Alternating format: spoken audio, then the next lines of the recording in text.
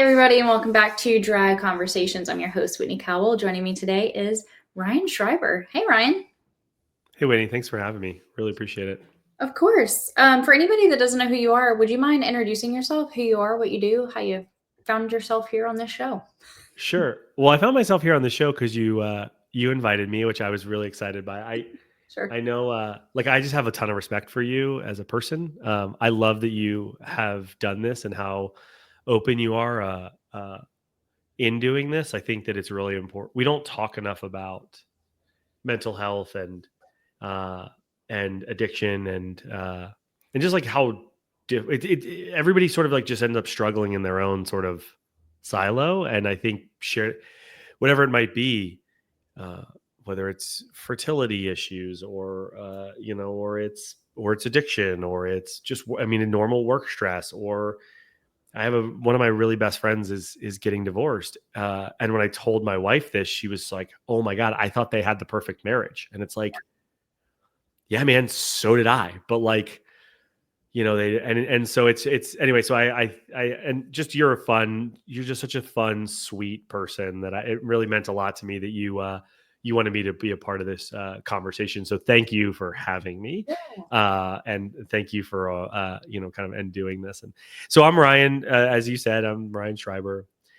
I've been in the transportation and logistics industry. I know that this isn't exactly an industry podcast, but I've been in the transportation and logistics industry for a little over 15 years. I've dealt with a lot of failure in my life and career and things that I have to deal with. Or I actually went to law school, which people know of this in other podcasts for me. And then I found myself in logistics just because of bad luck, but it's all worked out. Or more or less all worked out because love what I do now, Mm-hmm. which is I primarily provide technology consulting for the transportation space. So I work with brokers and carriers. I work with freight tech companies. I work with shippers, and I work with like private equity firms, Yeah. helping them with technology initiatives. And then in my personal time, I spend a lot of time advising for freight tech startups, and to something I'm really passionate about, making the industry better. And so it's been a fun ride. So anyway, thanks for having me on. Yeah, I don't know if that was a good description or not, but we'll see. Oh, that was great. I feel like I should hire you as like my hype man everywhere with that kind of intro. I'm not. Yeah, I think we spend too much. We find you find what you look for in life. Yeah. You find what you look for in life, and I think that we don't spend enough time trying to find the nice things or the things that we like about people, and we certainly don't tell them that enough. Like I tell people I love them when I hang up the phone, and they certainly it's like my wife or my parents, but even like my friends, and honestly, some of my industry friends and customers, like I will tell them I love them when I see them or when I say goodbye or when or what have you, because I love them. Like I love them. And so we just don't, we're kind of like afraid, I think, to say some of those things sometimes. So anyway, I meant all the nice things that I said. They're all true. I appreciate that. And I totally agree with, well, the two main points is that everybody has a struggle, right? Like everybody has a story. And I think sometimes we end up comparing our stories to others, and then that Totally. keeps us um, behind closed doors with those. Yeah. Well, this person's going through this. I don't want to burden them, or it's not as bad as this, or it hasn't gotten to that point yet. And I think when we do that to ourselves, we don't allow ourselves to be known, to be understood, Yeah. to be supported. Totally. When there's tons of people, from my experience, anytime I have stepped up and said, "Hey, I'm struggling with this thing," I have been rallied around by Totally. by like a dozen people, and so It's surprising how many people also have dealt with it that you wouldn't have expected, right? right. Like, yeah, I had that experience last week at TIA. It was something that my wife and I are going through that I don't actually necessarily want to talk too much about, but like that, that is, but I was I just happened to mention it offhand to a couple people as we were standing around, and there were three people in this group. All three of them had been going through the same thing. It's funny. My life is the best it's ever been. Right now, my life is the best it's ever been. I'm the Oh, wow. happiest I've ever been. Like I'm like the most contented or fulfilled that I've ever been in my life. I could be doing better financially, I suppose, but like everything, this is the best my life has ever been. And I started going to therapy like 9 months ago, even though my life is pretty much the best it's ever been.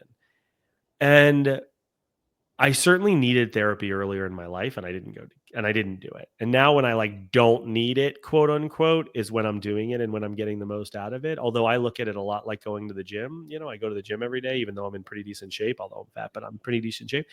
But I go every day. I brush my teeth every day because like it's maintenance.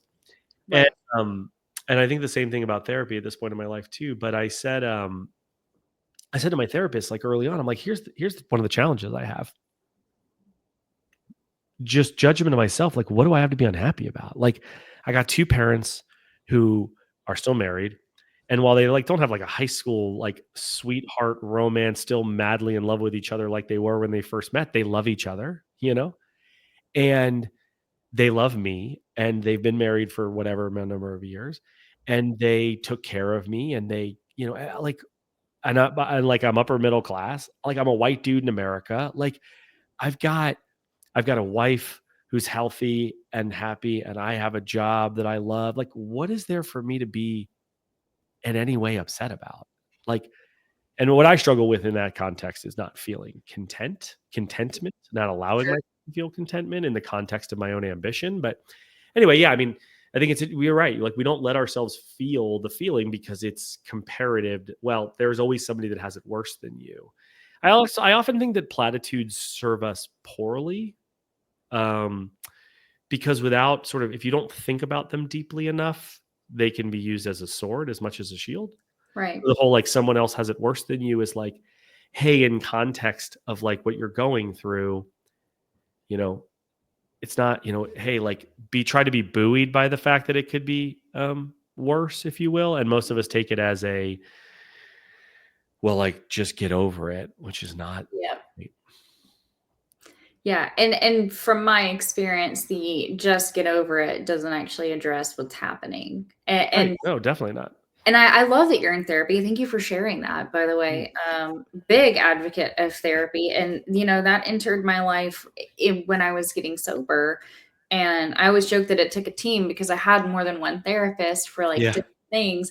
And and I'm at this stage now where like I feel that when you're like, but I'm kind of at the best place that I've ever been. Like, we just moved a couple months ago into a house that is Oh, that sounds beyond my awesome. wildest dreams. And it feels like that forever kind of place. My dogs have the Yeah. yard they think they deserve. I And they probably do. they do. Yeah. I absolutely adore my boss. I enjoy what I get to do every day. I Yeah. travel at the right amount that makes me feel very fulfilled. I have a fantastic network of people, both personally and professionally. Like, there's just so many wonderful things. And I just had a conversation with my husband about 3 weeks ago and said, I think it's time for me to get back into therapy because it's that maintenance piece that you Yeah. talked about. Mhm. Yeah. It's how we Yeah. keep what we have before something happens, and it's kind of shaky if we're going to have it or lose it. Yeah, it's the concept of like an ounce of prevention is better than a pound of cure. Like I said, I needed therapy earlier in my life, and I didn't do it, and I like because I was an asshole. Like I was, I was just like, to be honest, I was just an asshole. Like in prep, I was saying like there's things that I wish I'd figured out earlier in my life, and one of them was like, and yeah, I mean, it's been such an interesting journey in terms of like learning um, what I need from therapy, like what I need from a partner in therapy, and what I like. I've got a great one right now that I really love. And by the way, it came from being vulnerable. I was sharing with one of my customers, who is also my friend, that I was on this journey, and that I like the guy that I was working with didn't. I spent some time thinking about like, what do I need? Sure. What am I actually like struggling with? What do I need? What do I think that I need for somebody to understand me and feel comfortable with my journey?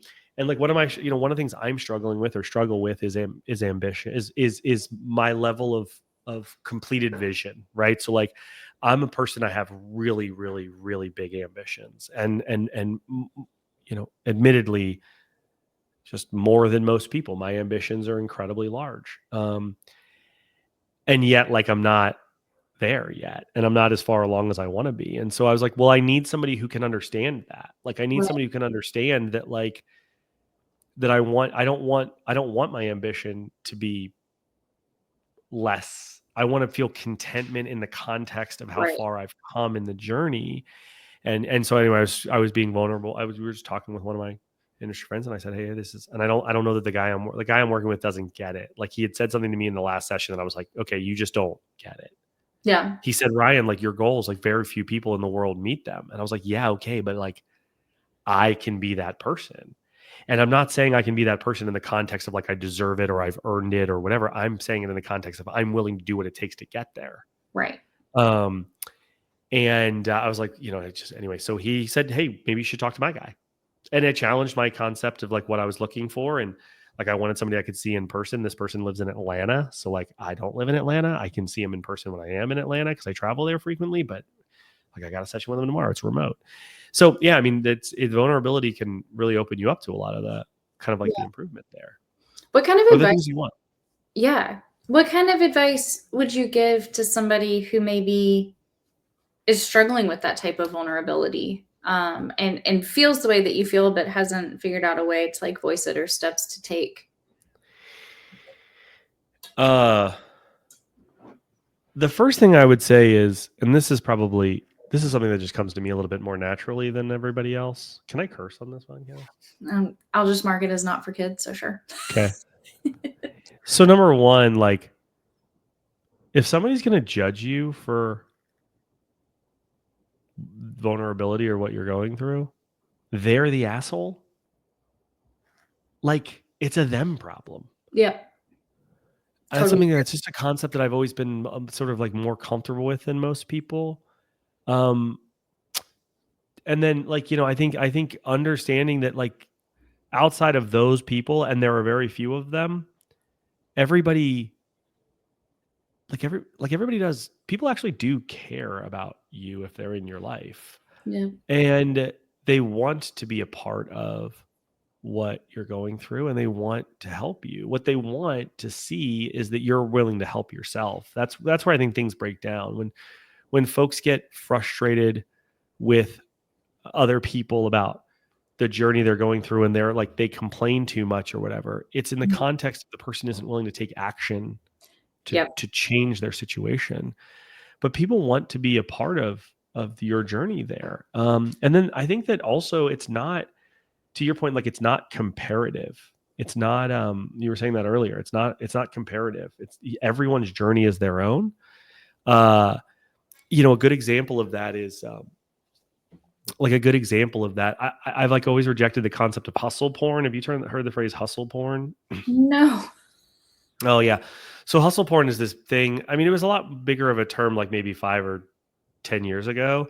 Okay, I missed And that. like it's big in the startup community, which is like, look at how hard, like look at how much I'm working. Look at how hard I'm working. Look at how much I hustle. Oh, okay. And it's like, and it's obviously a negative term in the sense of like, it becomes this, or it's meant to be this sort of like um elevation of like a negative behavior, if you will, right? Okay. Like See, an unrealistic it's presentation of reality. right. It's a standard. This like new. I saw that as grind culture is what Yeah, that was. grind culture would be another really great. Yeah, and it's fake, right? It's all fake. It's not Mhm. real. So, that's a good example of like everybody's journey is their own. And then the last thing that I think is actually really important is um that no one's good at anything when they start. Like my wife said to me, I was encouraging my wife to potentially talk to somebody because again, same concept. Like our life is fine, but like could it be better? Yes. Like good and not like just because things are great doesn't mean they can't be better.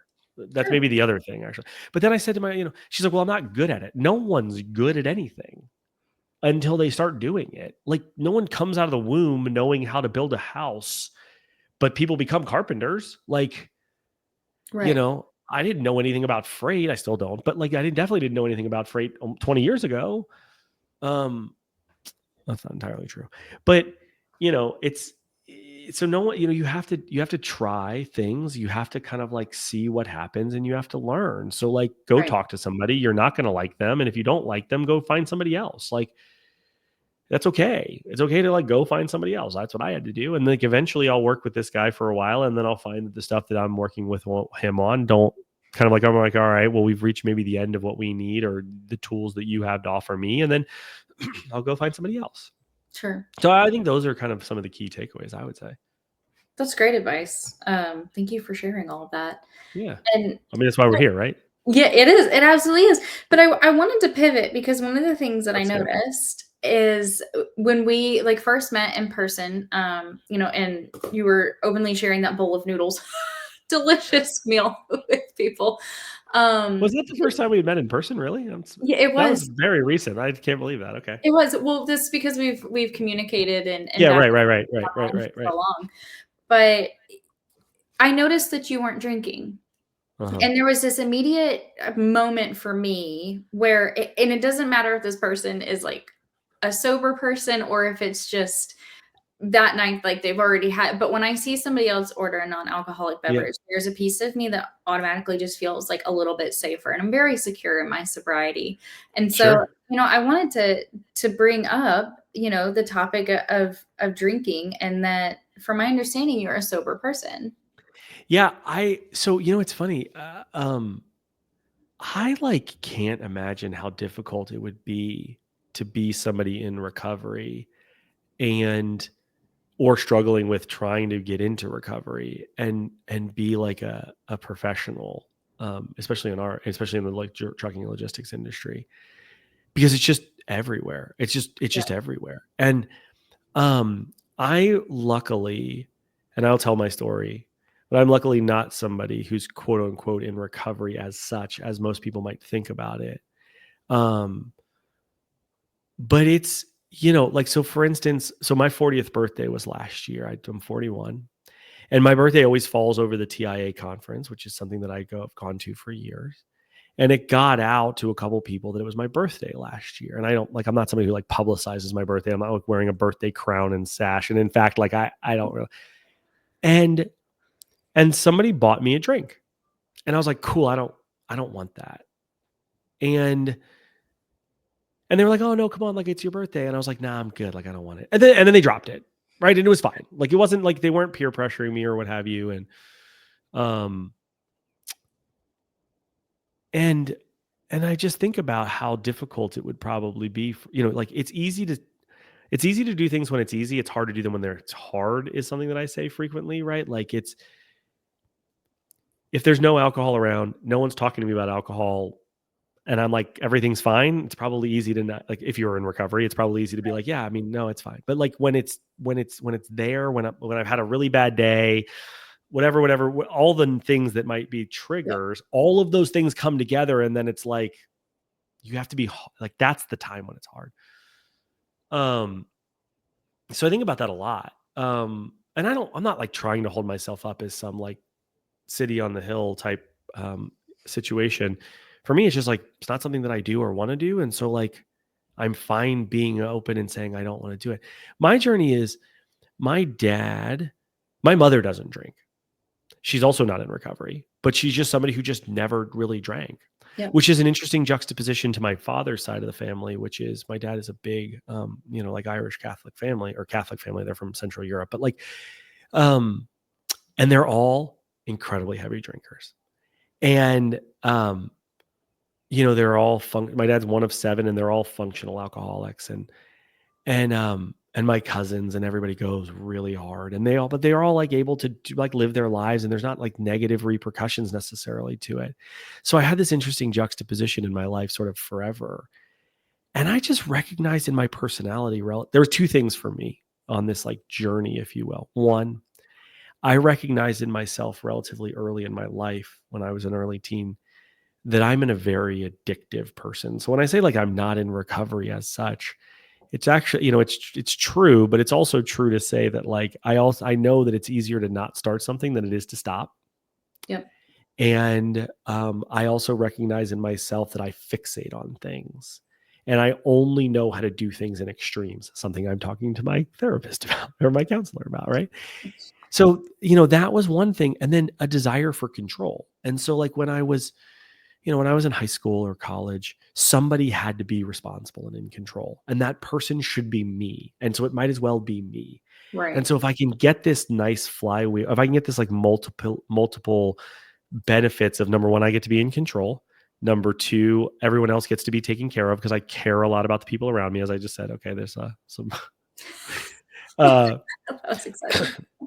and number three, um, like I can avoid an activity that I know that I can't do in moderation. So like I can do it in moderation now. Like I can drink in moderation. I also just don't really like it. I don't like being out of control. So I don't like the feeling of being drunk. But like that was true of all types of drugs, or anything. But like I just only know how to do things in extremes. And so, that's my, and so now I just try and I just avoid it. I don't have the desire for it, for alcohol.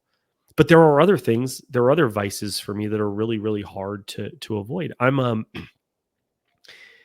Addiction is such an interesting mechanism, right? Like it's not just, it can work across things. And some people end up addicted to lots of different things. Some people end up addicted to one thing. For me, it's everything. I get addicted to everything. I get addicted to work. I work like an incredible amount and I work really, really hard.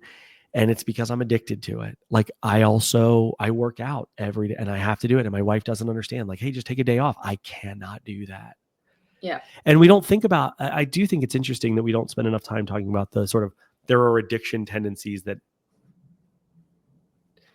present as positive but have negative impacts on our life. Food Yeah. is another one. Like there's mechanisms in my brain that tell me I have to eat. I'm hungry all the time. Like these GLP-1 medicines have been a godsend because it's blocked that from my mind. I didn't realize that it was such a problem for me. So yeah, I mean, that's a little bit of my journey or story. I'm sorry that was a bit of a, like I ended up talking for like 6 unbroken minutes, but It's that's okay. kind of like been my journey. And I'm glad to know that it makes someone feel safe because I can't, like, it's not why I'm doing it. I'm doing it for me, but if the benefit accrues to somebody else, that's good because I care about the people around me. I want the people around me to feel I care. It matters a lot to me to be reliable. And so like, I'm glad to know that I, could fill that void for some, or not fill that void necessarily, but provide that sense of reinforcement to someone. So I don't know. That's what I had to say about that. Yeah, no, and it's totally, I mean, we're here to hear your story, so you take up as many minutes as you'd like. And I love how you have approached your personality because for some people, that have addictive behaviors, I obviously am one of those. Mhm. We don't see the warning signs. We weren't shown. I wasn't exposed to the extremes of what that could look like as a kid. Yeah. And so I had no idea what I may or may not be getting myself into Right. by engaging in certain behaviors. And to your point, it is a lot easier that it's something that I was told early on and I didn't understand it, but I definitely do now, is that it's easier to stay sober than to get sober. So like, Totally. that is just something I have to tell myself, is I know what it took to get where I am, and I don't care to do that again. So I Yeah. It's will terrible. I Right. will continue doing what I need to do to stay where I'm at, in my journey. And I totally relate to you, like that addictive personality where you go pedal to the metal and things. And for me, for a while, it showed up in hobbies, Yeah. right? Of course. Be hyper fixated on a hobby for a couple of weeks, get totally burnt out on it, never want to do it again, and find something else. Totally. Uh, you know, I say that like, I'm just, my life is entirely predicated on luck. I think everything in the universe is luck. There's how I built this podcast. If you're familiar with it, and at the end of the episodes, the guy, whoever the host is, I forget his name, he always says like, was how much of it was like skill and how much of it was luck. And most people would say, oh, it's a mixture of both. The way I look at the universe, everything is 100% fucking luck. Like, now that's not to say that I haven't worked hard and tried hard and blah blah blah blah Sure. blah. But everything is luck. Really. I mean, like to your point, like you didn't necessarily have some of the negative, um like I was lucky in that I had the vision of people who could drink heavily, drink in excess, whatever, and also like function. But I was able to see my mom who like, it was okay. Hey, it's cool. No one cares. Yep. No one gives a shit that she's having a Diet Coke. Like, it's fine. I could see those two things side by side. I Right. could also understand like that was just luck, right? Because I bet you if I didn't have my mom, I bet you if my mom was also sort of a heavy drinker, I probably also would have been a heavy drinker. And like I don't know that I would have been able to control it or not in the sense of like letting it impact sort of negatively the rest of my life. I don't think that I would have. I think that it would have negatively impacted my life. Like I don't know that I could have been a quote unquote functional alcoholic, which I think is kind of similar. Um, I probably would have done other things that were even worse. Um, because I just had but I was just lucky enough to have the parents that I had, or had the, and had the personality that I have. Like another thing that I don't worry about, like I kind of don't care what people think about me. Right. Now, like that's a spectrum, of course. Like I do care what some people think about me, and I like, and like I was telling Chad this, who you had on recently. Chad and I were talking the other day, and Chad and I are very, very good friends. And he and I have talked about starting a podcast. And I'm like, dude, even though we're friends, like it's weird. Like I feel like you don't necessarily really want to do this thing. And he's like, dude, I totally want to do it. And I think you kind of don't want to do it. And I'm like, dude, but that's so weird. Cause like I totally want to do it. You know, and of course, like when I was in high school, did I like think that my friends, like, did I kind of care what some people, of course, like, but in general, like I didn't worry about peer pressure. Like if somebody thought, like I said earlier, like you're the asshole if you have a problem with the fact that I don't want to drink your alcohol or smoke your weed or like whatever it might be, like you're the problem, not me. Um, But yeah, I think that so I'm just lucky that I thought that way or had that person, right? Because when I was then I might have been like, oh man, to be cool, kid, I got to drink. I might have that might have overridden the other negative incentive in my mind of like be reliable or what have you. So um, I think it's all luck, And to your point, like you might have been a little bit more unlucky, but like you were at the point where you said, but then the other confluence of factors at the time when you decided to get sober and go through this sobriety journey, you were lucky that you had those in your life at the time and that it didn't get worse. Yeah. I think an overarching theme for both of us is self-awareness, right? I think there's a point where each person, um, at least from what I've seen, there, like you say, okay, I'm going to be responsible and accountable to my life and to my decisions. Yeah. And if I don't love what that is, then I'm going to do what it takes to make those changes. And if I do love what that is, then I'm going to do what it takes to be able to maintain that thing. And that's, so I applaud you for bringing up like the idea of just like maintenance. Things don't have I to be think wrong for you to find like help, right? I also think that it's important to say out loud that like often on podcasts and content, it sounds a lot easier than it all really is. Like everything's a spectrum. Like I'm not all this way all the time. Like, sometimes it is harder. Sometimes it is hard to be vulnerable with certain people. I deal with imposter syndrome. I deal with fear of failure. I deal with, I deal with the disappointment. Like I said early on, like I failed a lot in my life and my career. And like and I look at, but everything's on a and so I think that something that becomes intimidating sometimes when people listen to things like this or watch whatever, see people who have gone through it and have gotten to the other side, they're like, oh, well, like here are all the reasons why it was easy for them. Right.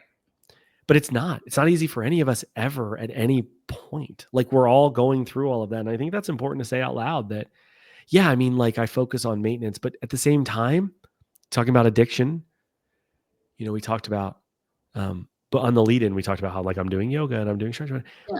I have this Apple Watch. I've worked out 487 consecutive days. I know because my Apple Watch tells me 487 consecutive days. I can't stop, Whitney, because if I stop, it all falls apart. At least that's what I think, right? Like that's what goes Yeah. on in my mind. And so it's not easy. It's one day at a time. It's one foot in front of the other.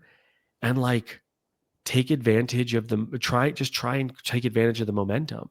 Mhm. Stem the tide when things aren't going well. Just like find a way. I think you can. My experience has been you can train your brain.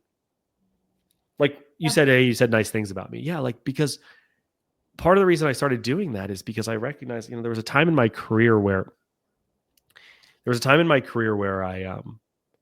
I I would joke when people say, "How are you?" I would jokingly say like, "Oh, everything's terrible all the time," which is true also because I hated being a freight broker because being a freight broker is the fucking worst. But like, I realized I was like so stressed all the time. I was so whatever. And so I just started saying like, so I just decided one day I was going to say everything's fine and nothing is fucked, like from the Big Lebowski. And like almost overnight, I felt less stressed. Nothing had changed. And I just decided like, I decided that day, and this is 15 years ago now, but I decided that day that like, I was like, I can change the way that I think about things. Yeah. And it doesn't happen overnight. It's like, okay, so what would happen was, I'd be cycling on something and I'd cycle on it for 2 hours. And then I'd suddenly realize that I was doing that. And I would tell myself to stop and I'd force myself to think about something else. And then eventually over time, it became an hour and a half. And then eventually over time, it became an hour. And then eventually over time, it became half an hour. And then eventually over time, I caught it right away. And then eventually over time, I stopped thinking like that because Yeah. I had just worked the process. So I think it's important to say out loud that like, it's not always easy and it's not, you got to get there. You don't come out of the womb knowing how to build a house. Yeah. You got to learn how to be a carpenter. Yeah. And I mean, you're exactly right. I It's not usually am, so that's helpful. stop. But it's not easy. And my journey came with a lot of different types of failures and humiliations and frustrations and fear. Um, and so, I would hate to think that somebody would say, "Oh, well, she didn't end up, completely homeless, so that gave her a leg up." It's like, that's actually not entirely true. Yeah, I yeah, haven't shared all the ins and outs of my story on this yeah. podcast, but you know, couch surfing and doing chores as rent, that that That's is homelessness. Yeah, yeah. that's homelessness. You weren't living on the street, but also like a rock bottom for everybody is something It different. looks Like different. It looks different. totally, you were lucky enough to have people in your circle who had a couch you could sleep on, right, Right, and but I things was like that. manipulating them emotionally to let me That's do right. it, Yeah, and then that's exactly. why it only lasted for so long, right? And so, Right, right. that's why I think it's so important, that's why I'm here is, like, to share these stories where it's like, we aren't in the places where we can start a podcast and say, "I'm in the best place I've ever been, and I really love my life right now."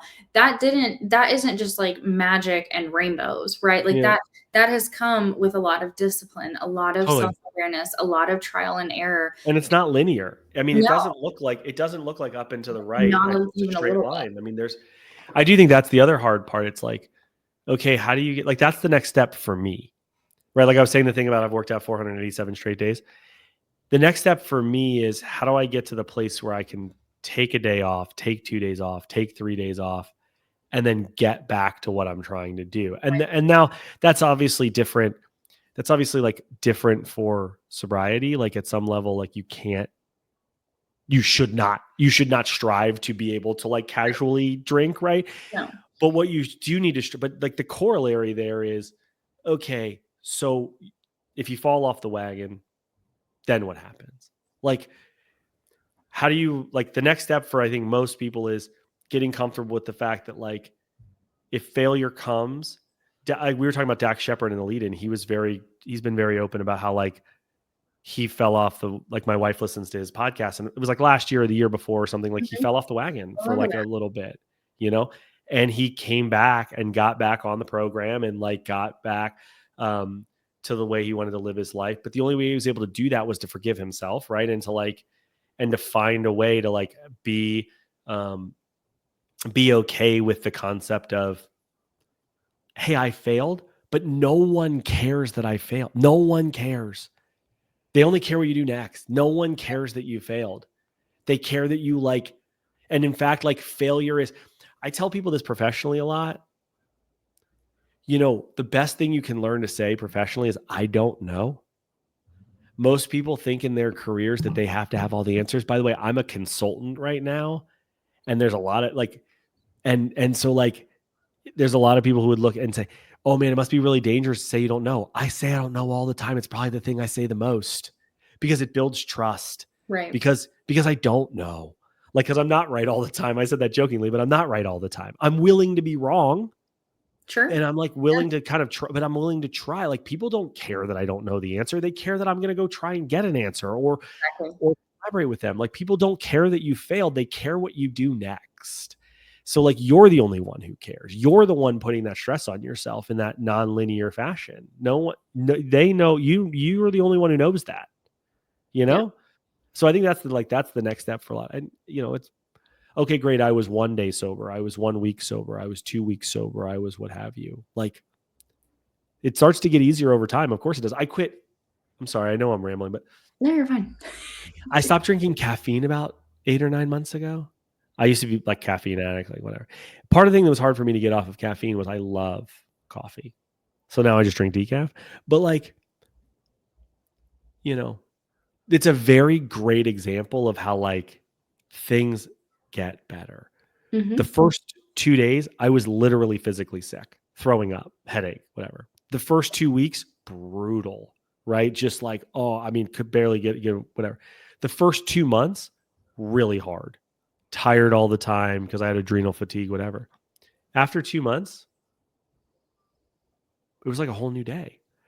And like now, my energy is much more consistent. My right, like my energy is consistent throughout the day. My sleep is better, but like there's all of these things. The quality of my sleep is better. There's all of these things, but like it's such a great example of how like it's terrible at first. It's really really hard at first, and then it just gets better. And have there been times when I had caffeine in the last 8 or 9 months? Yeah, but then now I just straight up don't. And Yeah. it's really easy for me to not do it now, or easier rather. Are there days when I'm super tired? Yeah, I go to conferences. I travel all the time. I travel 80% of the time for my job. I go to conferences. It's terrible. But like I can still are there moments where it's like, God, it just be just like give me a quad iced espresso. Yeah, for sure. Mhm. And to your point from earlier, I can reflect back on, well, hang on a second. I actually don't want the negative things that come with this. And it's obviously like the negative effects of caffeine are nothing like Sure. other addictive substances, but that's a part of the journey. And when I've done it, and if I did it now, I'd be like, cool. You know what? Tomorrow or after this, I finish this one. Oh shit! I mean, I shouldn't have drank that. Okay, cool. Yeah. Well, then right now is right now is moment one of the rest of your. Every moment can be the first moment of the rest of your life. Yeah. Is something I It's say a never lot. too late. Totally. It's never too late. And I think the nonlinear piece of that is what allows us to have that wisdom and that experience to play the tape through to the end. Like, if And I people want to help you. I know these things are going to happen. Yeah, and then when you hit that point of I don't know, yeah, that's exactly when like you look for resources, you share it out loud, you go, Google something, you find people, you talk about it. I think earlier when you said, people like they want to see that you're willing to help yourself, that there's a difference between I'm willing to help myself and I'm going to do it myself, because there Sure. are a lot of things that So true. I What can't a do great point. myself, but me helping myself is I'm gonna ask for help. Me helping myself is I'm gonna make that appointment. And I Totally. know that I'm gonna get a reminder about that. I'm going to, I'm gonna for me, part of like what I've had to learn is helping myself is just gonna have auto payments for some things in my Yeah. life. I've learned that the hard way. That experience was not a linear one to come to that conclusion. It's just Totally. and but in a way that's advocating for myself, that's Totally. that's helping my financial stability, that's instilling self-esteem that I know I pay my bills on time, and those are things that I haven't always had. Totally. It's true. I think that your point about the difference between like do it yourself and do something is such a great one. And like people want to. I said early on, people want to be a part of your journey. Mhm. Like they're in your life for a reason. And there's people who affirmatively opt out of being in your life, and that's fine. Fuck them. Like, but they want to be a part of your journey, and they want to be there to support you. They want, they want to know what's the best thing to be helpful. Yeah. And so like, I mean, I'll tell like, anybody who listens to this, like if you need, I probably don't even know who you are, but if you need somebody, like I'll be that person. Cool. Like I'll be the person who doesn't get a drink when we're at the bar. Like I'll be the person who you can text to be like, hey man, my best friend and I have a joke that we have this goes back 30 years now, but like pistachios, just like you can't eat one pistachio. So like he'll text me when he's on a pistachio bender. I mean, it's a joke, obviously, in some senses, because it's obviously not that bad for you, but like you'll just sit there and eat a whole bag of pistachio. But like I'll be that person. Yeah. And you don't even know me. And so like there's no judgment tied up in it. What do you care if I judge you or not? Like, but I won't. And I'm one person who doesn't even know you. Now imagine the people in your life who actually care about you and know you. Imagine the things that they feel about you and what they're willing to do to help you through this journey. They Yeah. want you to pick up the baton. They want you to be ready for it. And they want, and good is, the other thing, like I said this earlier, but it's worth repeating. Like just because things are good doesn't mean they can't be better. Now, like if you can drink socially and you can be fine, great. But like also, do you just like feel like shit in the morning? Maybe think about not doing that. Like imagine how great it would be to be at a conference and not feel like shit the next day. Like, I don't know, but find moderation and also no judgment if you want to keep doing what you're doing. Like, I don't Yeah. care, whatever. As long as it doesn't hurt other people, who am I to judge you? Like, I don't Right. know. So I think it's a really great point that like do it yourself is not the same as do something. Yeah. Love Well, that. we're like 40 minutes into this episode, so That's your mistake for inviting me on this podcast. Like, yeah, no one gets away with a 30-minute podcast with me. I'm so okay with that because this was such a good conversation, and I'm really appreciative that you agreed to come on the No, show. I'm appreciative that you asked me, genuinely. I Yeah, really like it means a lot to me that you were willing to have me on and be vulnerable with me and let me be vulnerable with you. I think that that's incredible. I really do. So thank you very much for having me. of course. That's what we're doing. We're building safe spaces. So For sure. that is the end of the show. Ryan, thank you again for joining. Everybody else, we'll see you next week.